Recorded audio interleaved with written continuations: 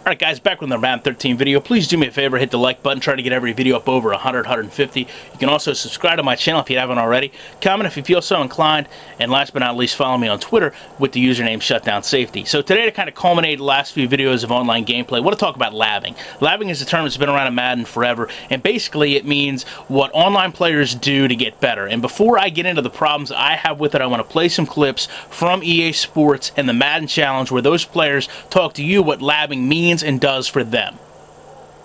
It takes a lot to get as good as these guys are in Madden. And what you call practice, these guys call labbing or getting in the lab. It's impossible to win without labbing. If I got a new play I want to try out, I might say, come on, let me lab this play. I don't know exactly who started the labbing, the name labbing, or where it started from, but I know everybody's using it. And my lab partners right there, we cook up stuff all day. Basically, all you're doing is working on your game. Every single part. Everybody wants to get the game early when it first gets released. First one gets the game has a jump on everything. You get a chance to find out what the game can and can't do. And then you find some secret weapons. Like, you're basically the head coach. You're the offensive coordinator, the defensive coordinator, the special teams coach, the offensive line coach, everything. You're working on every single part of your game. If you just play every day and just play in your neighborhood every day, just your average Joes, when you come here, you're going to see things you've never seen before. They'll test it out against every defense in the game. Okay, if they're in man, what beats man? If they're in zone, what beats zone? Because it's people like us that's actually really studying the game. I mean, we actually study how would the defense react if I did this at this point in time. You know, we actually study the game and really go really deep into the game. Now, I handle it, and the way other people handle it is different. Other people go online, play people, still this, still that, this, that, and the third. And I'd rather just go in practice mode by myself and actually work on all of that by myself. So when you actually see me at a tournament, I look original, I look like me instead of looking like everybody else. Yeah, to properly lab, first of all, you need a TV and a system. 2 joysticks and 2 people.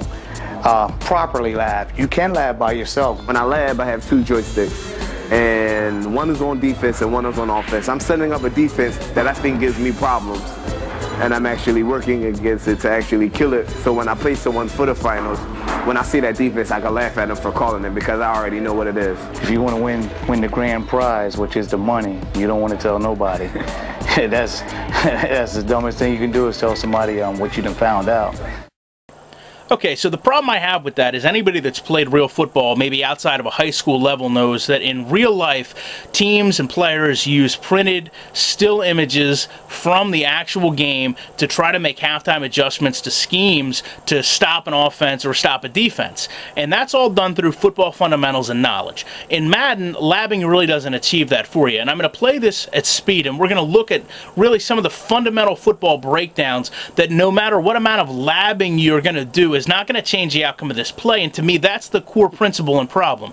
Labbing in Madden doesn't make you a better football player, it makes you a better Madden player. And when we're talking about simulation football, those are things that should go hand in hand. I should be able to apply football principles to this game and see things I can change to make myself a better player. The problem is a lot of times that's not possible. So the first thing I want to talk about is the defensive end getting pressure on the tackle, and you can see here he gets a swim move over, gets the rip around, and now he's going to generate pressure on the quarterback. And keep in mind, this is a computer-controlled defensive end.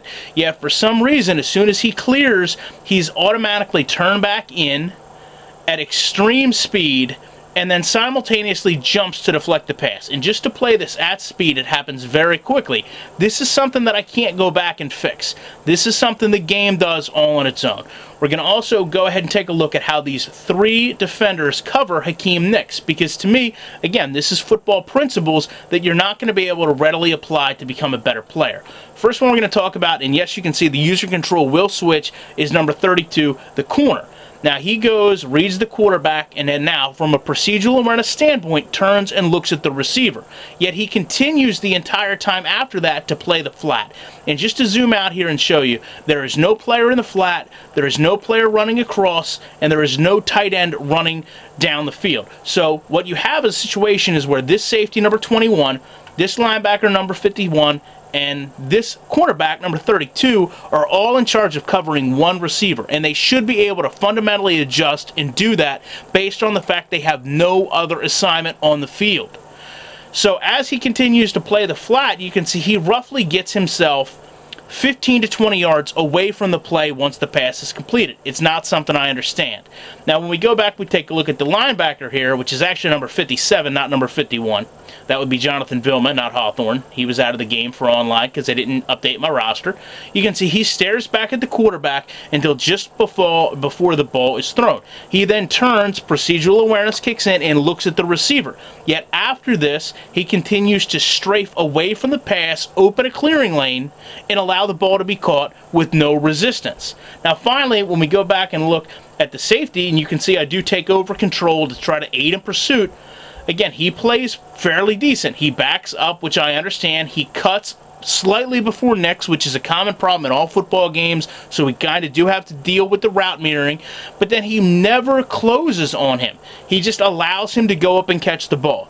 So this is something I really don't understand. You know, you've got 3 players who have no other assignment that basically allow a player to go up and get a 25-yard gain, and there's no amount of labbing that's going to change the outcome of this play unless you're willing to go and control one of these 3 players. And again, like I've said in multiple videos, you can only control 1 player at a time, so I have to rely on these 4 players making solid, fundamental, football-based decisions to get accurate simulation football, and in this example, none of them do, and you can see the result is a clear win for the offense in this situation.